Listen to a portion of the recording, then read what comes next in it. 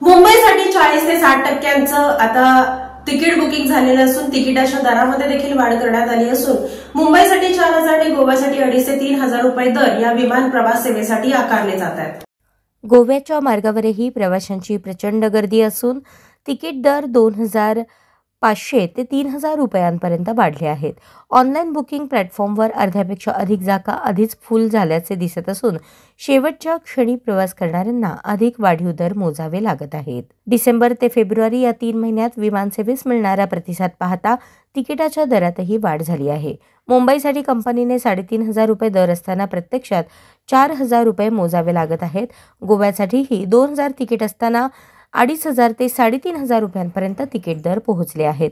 पुढील 3 महिने गोव्यासाठी 98% तर मुंबईसाठी 40 ते 60% बुकिंग झाले आहे। दोन्ही शहरांसाठी नागरिकांचा वाढता प्रतिसाद पाहता जानेवारी महिन्यात आणखी तिकीट दर वाढण्याचा अंदाज आहे।